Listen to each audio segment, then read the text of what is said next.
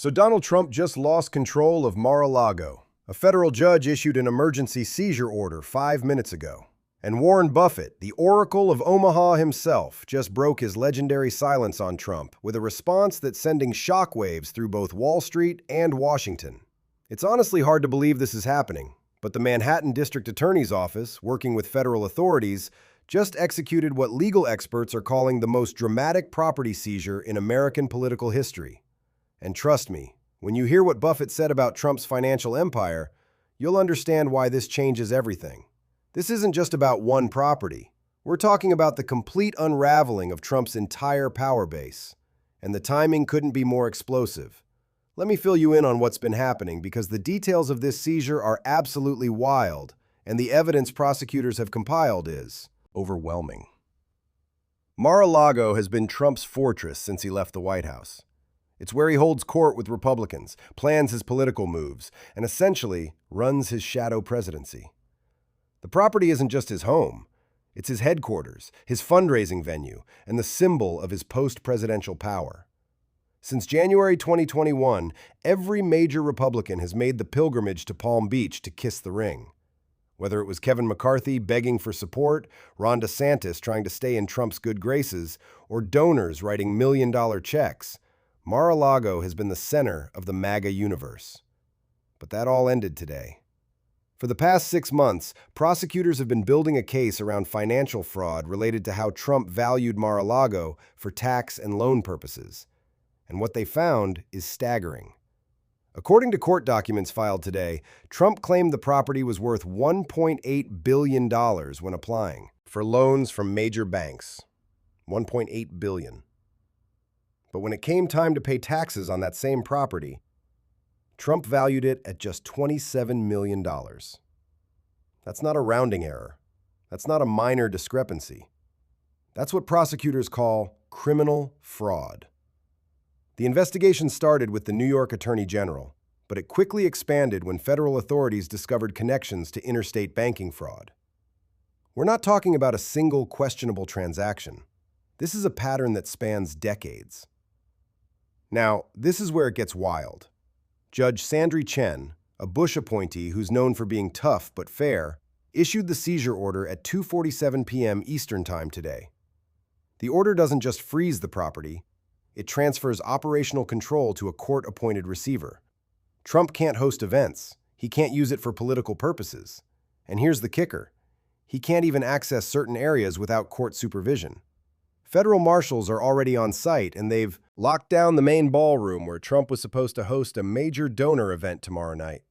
It's absolutely unprecedented. Reports reveal just how desperate Trump's financial situation was getting. According to Forbes, his liquid assets have dwindled to historic lows, with most of his wealth tied up in properties that are either mortgaged to the hilt or facing legal challenges. The truth is, Mar-a-Lago isn't just Trump's home. It's one of his last remaining assets that actually generates positive cash flow. Without it, his entire financial house of cards starts to collapse. And that's exactly what prosecutors are counting on. The seizure order specifically states that Trump engaged in a pattern of fraudulent representations that substantially harmed financial institutions and violated federal banking laws. Judge Chen didn't mince words at all, writing that Trump's conduct showed willful disregard for legal and ethical boundaries in pursuit of personal enrichment. When a federal judge uses language like that, you know things are serious. She even scheduled a press conference for tomorrow morning, which is virtually unheard of for a sitting federal judge. Legal experts are saying this signals she wants to get ahead of any Trump narrative about persecution or judicial overreach. But here's what makes this case so damaging. Deutsche Bank, Trump's longtime lender, finally cooperated with prosecutors after years of resistance. Internal emails show bank executives knew Trump's valuations were questionable, but approved loans anyway because of the potential profits. One executive wrote in 2017, "We all know these numbers are fantasy, but the fees are too good to pass up." That email alone could lead to criminal charges for bank officials. Think about that for a moment. His own bankers, the people who had every incentive to believe him, knew he was lying. And prosecutors found similar patterns with Trump Tower. His golf courses, even his personal apartment. The Mar-a-Lago valuations were just the tip of the iceberg. This is systematic fraud spanning decades, multiple properties, and numerous financial institutions. At first, Trump seemed confident he could weather this storm like all the others.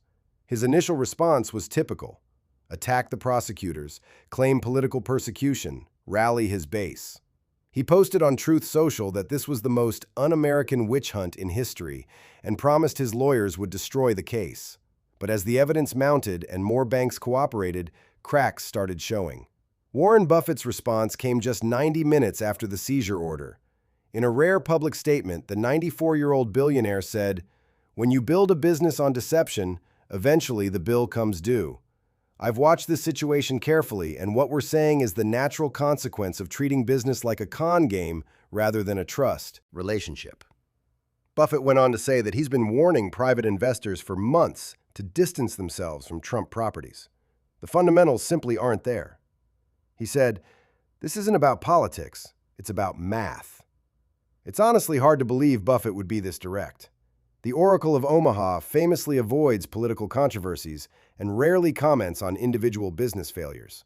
He's built his entire reputation on staying above the fray, on letting his investments speak for themselves. But according to sources close to Buffett, he's been deeply concerned about Trump's influence on American business ethics. One Berkshire Hathaway board member, speaking on condition of anonymity, told CNBC that Buffett views Trump as an existential threat to the reputation of American capitalism. And then Buffett revealed something shocking. He said Berkshire Hathaway was approached in 2019 about potentially investing in Trump properties. Buffett took one look at the books and walked away. The numbers simply didn't add up. He said it was obvious that properties were being valued based on fantasy, not financial reality. Think about that for a moment. Warren Buffett, who's made billions finding value where others don't see it, took one look at Trump's books and said, "No thanks." That's devastating for Trump's claim to be a business genius. Now, this isn't the first time we've seen Trump's inner circle abandon him when legal troubles mount. We've spotted this pattern time and time again, and understanding this pattern helps explain why Trump is now completely isolated, with even his usual enablers scrambling to distance themselves. Just think about how Jeff Sessions, his first attorney general and one of his earliest supporters, ended up on Trump's enemies list. Sessions had been loyal from day one. He was the first senator to endorse Trump's presidential campaign. But the moment Sessions recused himself from the Russia investigation, Trump turned on him viciously, calling him mentally weak and a traitor. Then there was Bill Barr. Trump thought he had found his perfect attorney general, someone who would protect him at all costs. Barr even intervened in the Miller investigation and mischaracterized its findings. But when Barr refused to back Trump's election lies after January 6th, Trump branded him a disappointment and coward. Barr went from being Trump's shield to just another target of his rage. And let's not forget Mike Pence. 4 years of absolute loyalty, never contradicting Trump, always playing the perfect supporting role. But when Pence refused to overturn the election results on January 6th, Trump's supporters literally built a gallows outside the Capitol. Trump himself tweeted that Pence didn't have the courage while the mob was hunting for his vice president. Even Kevin McCarthy faced this treatment. After initially criticizing Trump for January 6th, McCarthy made his humiliating trip to Mar-a-Lago to bend the knee. He thought that would secure Trump's backing for his speakership. But when McCarthy needed Trump most during the speaker fight, Trump gave him only lukewarm support and later blamed him for Republican losses. Now it looks like Trump's financial enablers are next in line for abandonment. The banks that loaned him money, the accountants who signed off on his valuations, the lawyers who drafted the documents, they're all scrambling to distance themselves. This pattern is becoming all too familiar. You can show all the loyalty in the world and defend Trump every single day. But the moment you become a liability or refuse to break the law for him, he'll toss you aside without a second thought. Legal experts are noting that we haven't seen a property seizure of this magnitude since the government went after mob properties in the 1980s. Jonathan Turley, a conservative law professor who often defends Trump, went on Fox News and made a statement that really should catch everyone's attention. He said that the evidence here is overwhelming, and defending Trump's valuations would be like defending a 3 bill. Just think about that for a moment. When you've lost Jonathan Turley, you've lost the legal argument. And this is coming from a conservative voice on Fox News. Alan Dershowitz, who was on Trump's impeachment defense team, mentioned that the seizure order appears legally sound and procedurally proper. He added that Trump's only hope might be claiming selective prosecution, but even that's a long shot given the magnitude of the fraud. This left Trump in a tight spot. On one side, he really needs to maintain his image as a fighter who never surrenders. His entire political brand depends on it. The MAGA base expects him to battle every charge, appeal every ruling, never show weakness. On the flip side, he actually has to protect his remaining assets. His lawyers were reportedly begging him to negotiate to work out a deal that might preserve some of his properties. But that would require admitting some level of wrongdoing, which Trump simply cannot do. The tricky part is his financial survival requires the kind of compromise that his political brand forbids. So Trump is caught in a bind. He can either keep fighting and risk losing everything, not just Mar-a-Lago, but potentially Trump Tower, his golf courses, even his plane. Criminal convictions could follow, with serious prison time on the table. Or he can try to cut a deal, admit to some financial irregularities, pay massive fines, but keep some assets. But that'll definitely destroy his image as a winner who's always persecuted by the deep state. Things became even more intense when 3 major Republican donors announced they were pulling support from Trump. Affiliated PACs. Ken Griffin, the billionaire hedge fund manager who gave $5 million to Trump in 2020, released a statement saying, "I cannot in good conscience support any candidate facing credible allegations of financial fraud." When someone as aligned with Republican causes as Griffin starts turning against you, you know you're in a world of hurt. Griffin's not some moderate. He's funded hard-right candidates across the country, but even he sees the writing on the wall. So, let's break down what this means, because it's not just a captivating legal story. It has serious consequences for how our democracy operates and whether anyone is truly above the law. At the heart of the issue is whether a former president can just commit financial crimes for decades without consequences. If Trump gets away with this level of fraud, it could totally change how we think about white-collar crime. For 250 years in American democracy, we've prided ourselves on the idea that no one is above the law. Presidents have been impeached. Senators have gone to jail. Governors have been convicted. But Trump has always been uncomfortable with those limitations. He craves total control over everything, believing that rules are for other people, not for him. If he escapes accountability for this massive fraud, that's a significant blow to the rule of law, and it opens the door for future politicians to engage in similar behavior. So, here's the deal. Donald Trump just lost control of Mar-a-Lago to a federal seizure order.